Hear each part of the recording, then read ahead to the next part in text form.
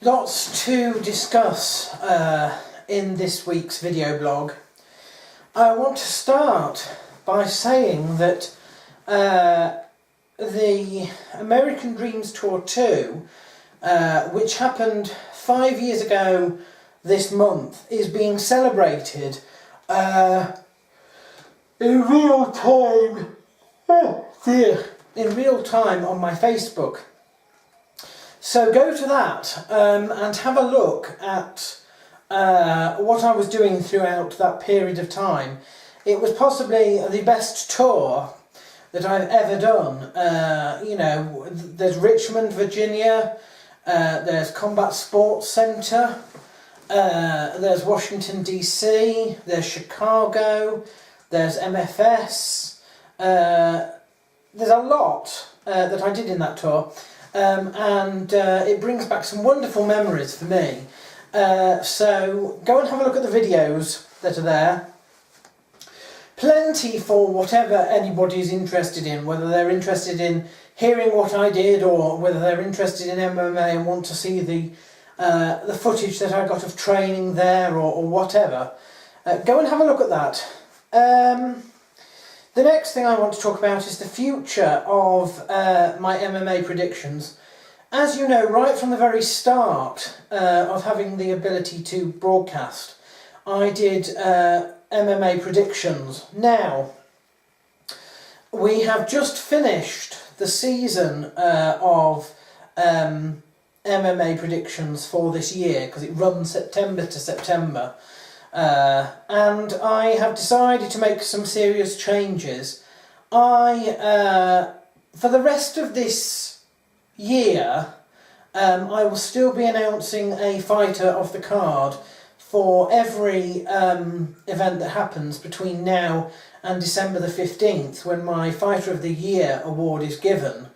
But those will be in this blog. They won't be in their separate videos. The recap videos went a long time ago, and I'm not changing that. They are gone unless anything really exciting happens. And now I'm cutting back on predictions. I shall only be doing predictions videos for numbered championship events.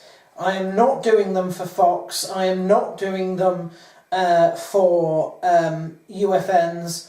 I am not doing them for tough finales at all. And I am not going to be counting from now on next year when it comes to actually making the predictions that I do. I might be doing them on an evently basis, but I'm not counting them up or adding them up or anything like that, to each other. That has stopped with the end of this season. And there's several reasons for that. The firstly is a lot of the people who watch them have long since gone. Secondly, I have not a lot of time to devote to that, and there's more of them now than ever there was before. Thirdly, I am not as interested as I was before, to be quite honest with you. So those are the reasons why not. The next thing I want to tell you is that I have plans to finish the Living and Learning series of blogs. They should have finished by now already, but I had to suspend them when I broke my ankle, and so I will be doing maybe one or two between now and December to finish that off completely.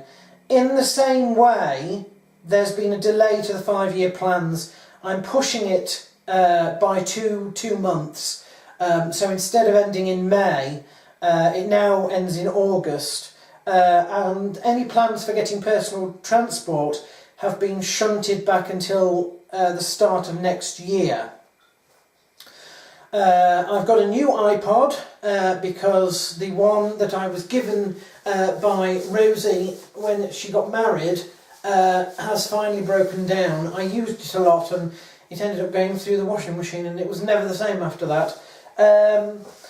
In the same way, she also gave me a bag at some point. It's in one of my videos of either birthday or Christmas. after 2009. So, you know, in the last 4 years, but it's had its worth. I've used it every single day and basically it broke last year. There was plans to decommission that at the end of this year anyway, but that's gone now. I don't have a new bag at the moment, so if you see me wandering around with books, you know, and diaries and stuff like that, that's why. Our vernal, not vernal holiday, our autumnal holiday is coming up. It is the last week in October and the first week in November, and during that point in time we shall select the diary, Keith, for next year. So there we are. As you know, my windows have gone in, the double glazing is done.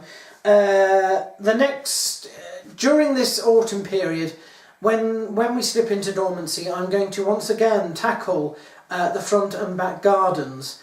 With the terrace, it just needs weeding. With the back garden, it needs complete clearance once again. The plantation has gone now, you know that.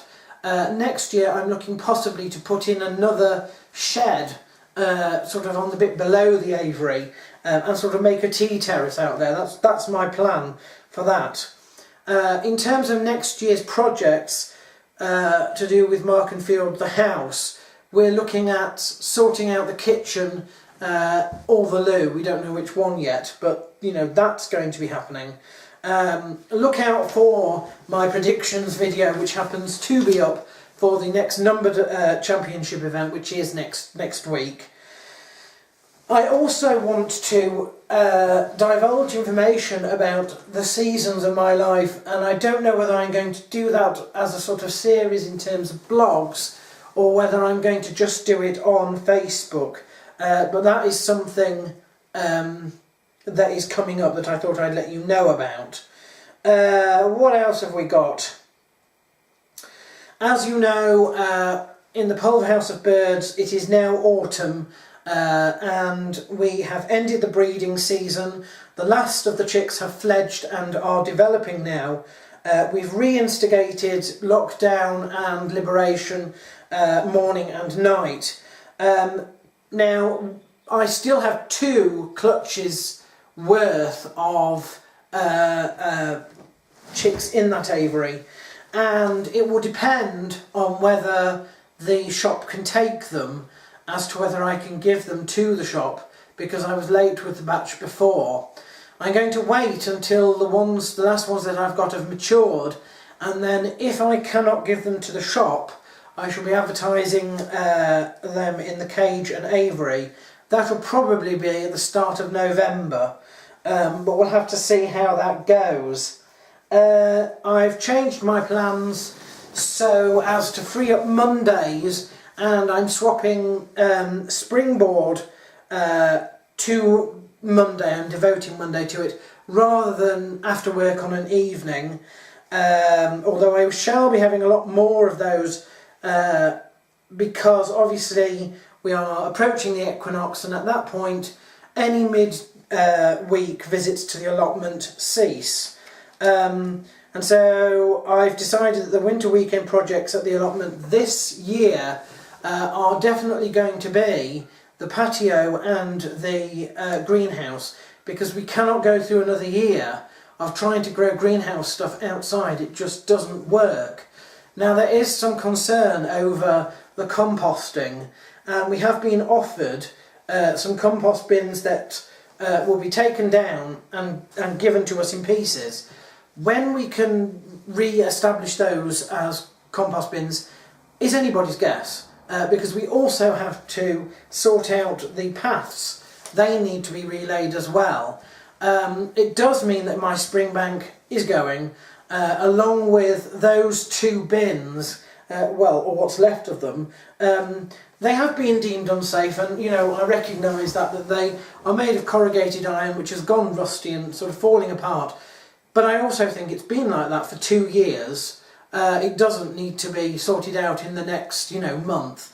The next month is going to be extremely busy for us, not least because we all have things going on in our personal lives, but also in our family life. We are expecting the first Well, the first of the next generation is due any time from tomorrow.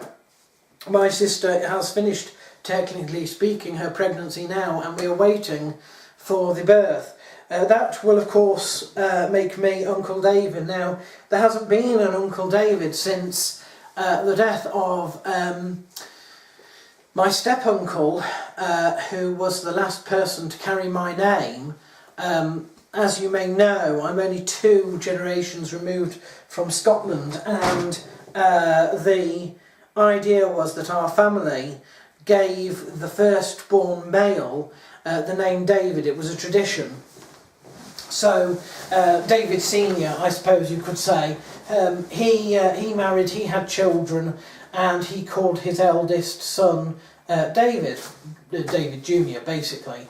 Unfortunately, David Jr. never had children, never got married at all, but David Senior did remarry and produced more children, my dad, and he had children, and he called his firstborn David as well. So technically speaking, I'm already sort of a step to the main branch there, the main branch that was going, but needless to say, I'm still, I still carry the name. So that's going on, and I suppose I ought to give my views very quickly on 2 political things which have been going around recently. One, topical, as I've just said, that I'm only 2 generations removed from Scotland. Scotland went through a referendum this past week on whether to split from the Union and become an independent country. Originally that was taken as a bit of a joke, and then last week there was some panic in the British government as they realised it's not a joke, it could be a very, very close call, and they made a lot of promises without consulting Parliament about devolution to Scotland, further devolution, that probably swayed the result for Scotland to stay in the Union. Which is good, I think, because it wasn't fully thought through what would happen with Scotland as an independent country. Not that it couldn't survive, but there were serious questions unanswered as to what currency they'd use, for example, how we would split up the military. All that sort of stuff hadn't been worked out and was subject to negotiations post a decision made on it. So usually you expect that to be worked out before you take the decision. Anyway, what it has done is it's thrown up some interesting thoughts south of the border. Like, for example, if England wanted to have a referendum on whether to leave the Union, how would that happen when England itself doesn't have its separate parliament, doesn't have a separate assembly? Equally, if you've got a Scottish executive that makes rules for Scotland, why do you have a British government which includes people from Scotland, people from Northern Ireland, people from Wales, making specific judgments on English people, because they all have their own little parliaments that they can do for their own separate people. But we don't have a separate parliament to do for us. We have to bear in mind the considerations of those countries as well. Here are this week's birthdays, so have lots of cake and do enjoy yourself. We've got Shamar Bailey, Richard Sylvester, who I know has had quite a time of it this last year, so I do hope that he especially has a good birthday. Stacey Watson, Erica Evans, Brian Stan, Brad Pickett and Ryan McGivelry.